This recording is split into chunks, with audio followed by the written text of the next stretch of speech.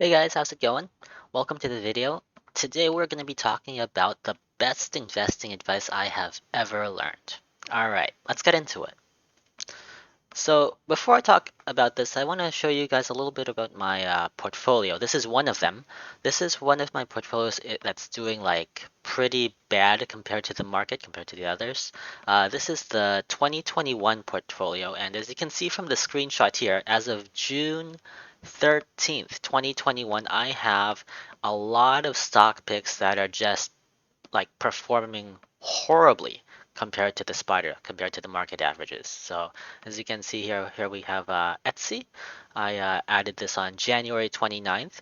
Etsy is, let's see, it is down about 16.56% with the market up 13.83%. So we're losing to the market by 30.39%. And over here at the top, the one with the largest loss compared to the market is Protolab, ticker PRLB. I got that on February 10th, 2021. And since I got it, it is down almost 60% with the market up 8.89%. So I am just being crushed by the market by 68.33%. So all of these guys here, I am losing money on all of them with the market up. So these stocks right here, they're performing absolutely horribly, just like horrendous. And what am I doing about it? Absolutely nothing. Nothing at all, just holding them. And that's why we diversify. When you diversify, you increase your chances of finding a winner, and from that winner, you can replace all of your losses. And for the best stock investing advice that I've learned, I found out that it is best to limit what you learn from your losers. So if I go back, these are all my losers because they're all losing to the market. Limit what you learn from them. Now, I'm not saying that you should learn nothing from them. Sometimes learning is good. Not nothing is absolute, but sometimes learning is good. It's good to learn from your losers sometimes. So, for example, when I first started investing, I didn't know too much about financial financial statements and how to read financial statements. And when I first looked at a financial statement, I was looking at, I think, I forget what it was, maybe like the company's profits or the amount of cash they had. Probably the profits. Let's pretend it was the profits. And I saw that it started off with a small number, and then as time went on, the number was getting bigger and bigger and bigger. I was like, oh, that's good. And the company was like, it was like a really cheap company. The company was going down a lot. It was like a really low price compared to what it was before, and the profit was just increasing like crazy. But what I did not know at the time is that those numbers, they were in brackets.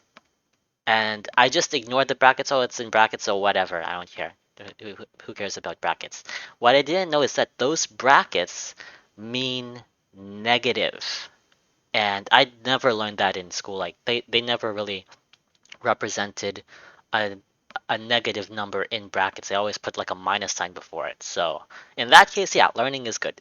So sometimes learning is good, but you want to try and limit what you learn from your losers. Why? Because let's say that you have uh, your philosophy is to invest in a company with something like a unique product that could make the world a better place, but maybe has high debt, so they owe a lot of money, and they're not making so much money right now, and they're a relatively new company. So this is something that you could try and apply to different companies. Like you would search for companies that meet this qualification, like the product is really good and it would make the world a really good place.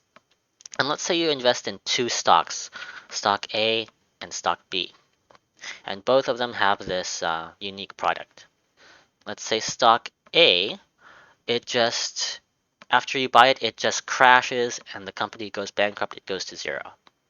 And then stock B, their product, it does really well and it just goes to the moon. Their stock price goes to the moon, like Tesla or something like that. So if you had learned from your bad experience with stock A with the crappy company, you would have never invested in stock B, like something like Tesla. So that's when it's best to limit what you learn from your losers. Be very picky about what you learn from your losers. So instead of learning from your losers, it's best to learn from your winners instead. Do the majority of your learning from your winners, from what is outperforming the market. So for example, as of June 13th, 2021, this is from the Investopedia portfolio.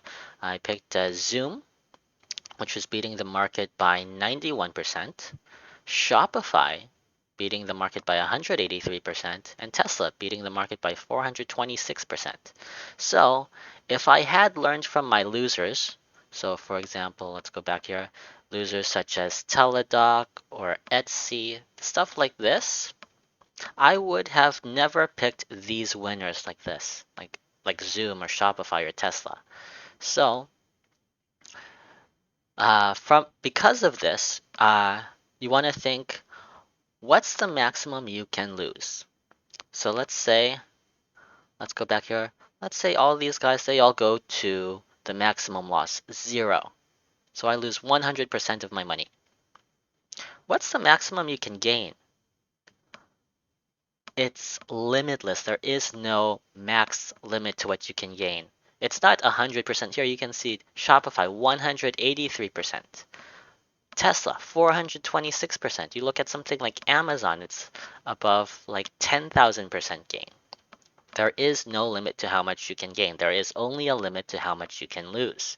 So you want to hold your winners and your losers, both of them, both your winners and your losers, and let your winners, these guys, outperform your losers. Because one good company can make up for all of your losers combined. So even if all this stuff here, it went to 0, if only one of these, let's say like Tesla, that's a popular stock. Tesla just skyrockets, goes crazy, off the wall. It goes like to the moon. It goes to Mars, goes to the next galaxy or something like that.